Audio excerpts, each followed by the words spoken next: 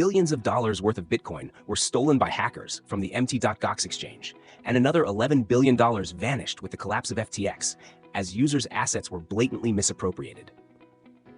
Along with a series of scandals involving other crypto exchanges, these incidents highlight the risks of storing all your assets on centralized crypto platforms. In this video, Pi from Us will discuss how to manage your Pi coins safely based on what we've learned and experienced. We'll explore all types of crypto wallets currently available on the market. These wallets give you back control over your assets and bring you closer to the vast and promising world of crypto. Welcome to Pi from Us, where we simplify knowledge about crypto and the Pi network for everyone to understand. Please leave a comment below if you notice any mistakes or missing information in the video.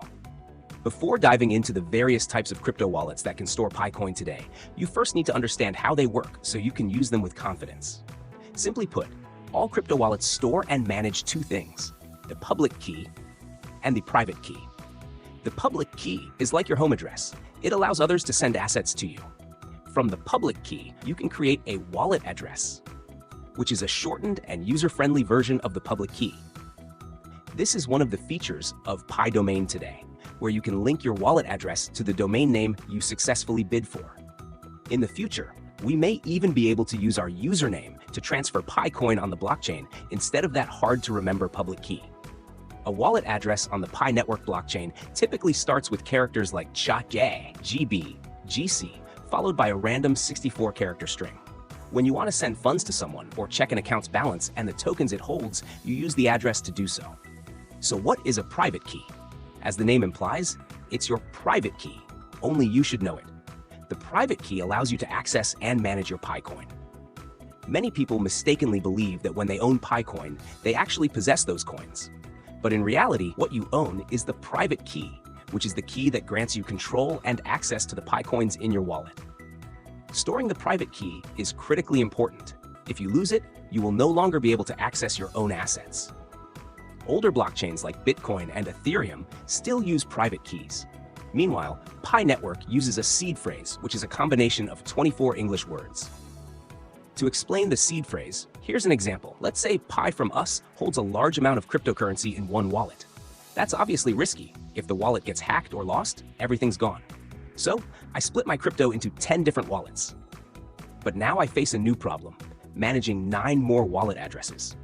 The seed phrase solves this by allowing the creation of an unlimited number of public and private key pairs, using just a single 24-word phrase. That means you only need to securely store the 24 English words, and from that, you can generate countless wallets. Moreover, each blockchain has a different public/private key format: Bitcoin, Ethereum, Solana, Pi Network, and hundreds of others. Along with that are the coins tied to each blockchain.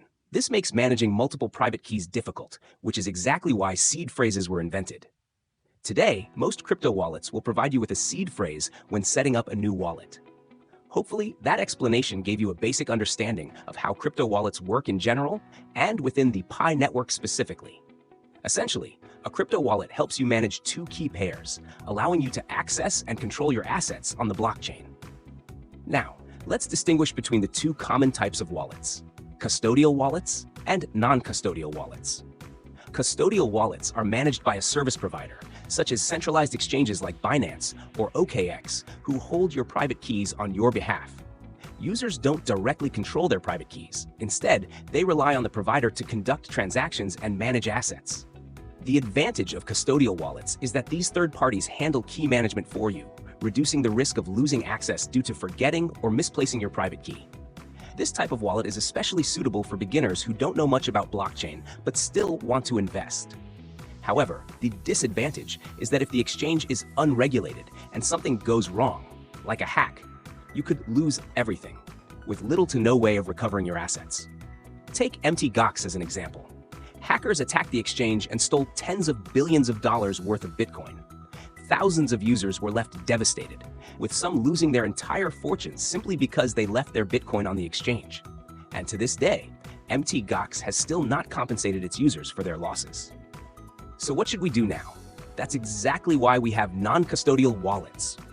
A non-custodial wallet is a type of wallet where you directly hold and manage your own private key. The service provider simply offers tools to help you manage your assets, but has no access to your private key. This video will focus on these types of wallets, aiming to put asset control back in your hands. From Pi from Us's personal experience, we split our assets between the two types. One portion is stored on centralized exchanges like Binance or OKX, mainly USDT and USDC, for convenience when buying and selling new coins. The other portion is stored in non-custodial wallets to avoid risks like exchange collapses or hacks. When talking about non-custodial wallets, they're divided into two main types. 1. Software wallets, also called hot wallets. 2. Hardware wallets, also called cold wallets. Let's start with hot wallets. These store your private key in an online environment, meaning you need an internet connection to access the wallet and use your assets. Hot wallets can be browser extensions, mobile apps, or desktop apps. Most modern wallets support all three platforms. In the Pi network ecosystem, there are currently 2 hot wallets you can use to store your Pi coin.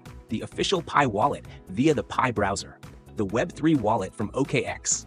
In the future, more hot wallet apps like MetaMask or Zipto will likely join the Pi network blockchain ecosystem once they pass the KYB Know Your Business verification. There are hundreds of hot wallets available on the market. Some serve general functions, while others are designed to work with a single specific blockchain. Most of them are free to use.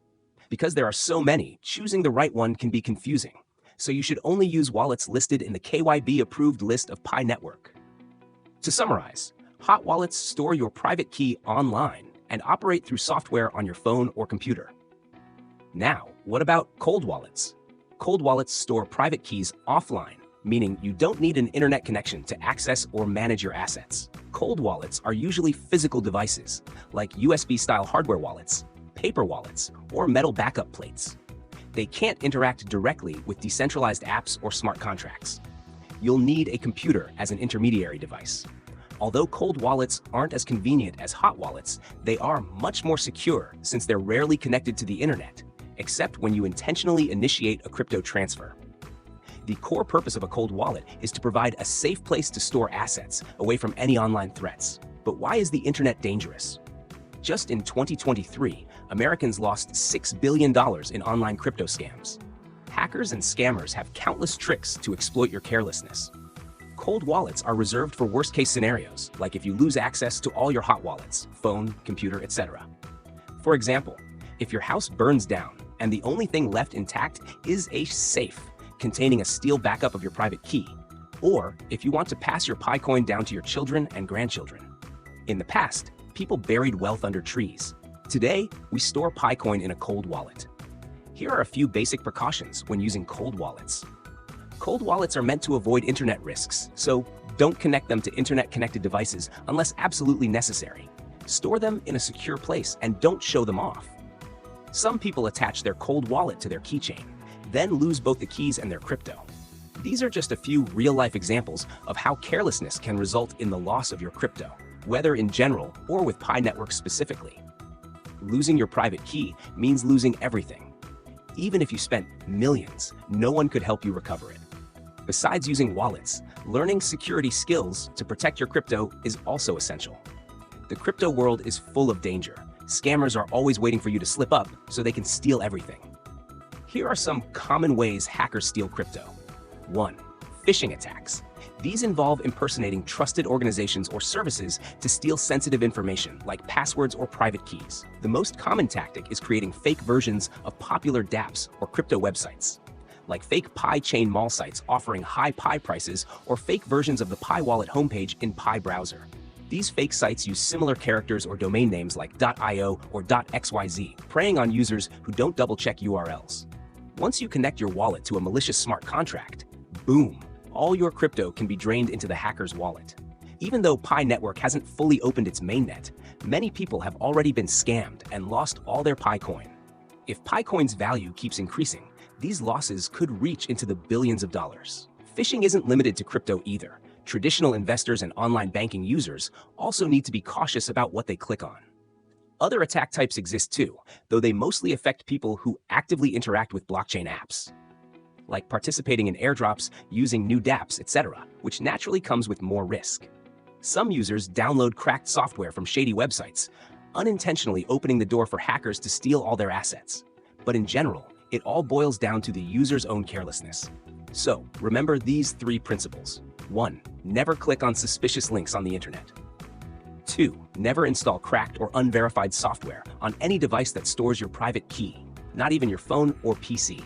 3. Always have at least 2 separate crypto wallets to reduce your risk if one gets compromised. Pi from us hopes that after watching this video, you've gained some knowledge on how to use and secure your crypto wallets.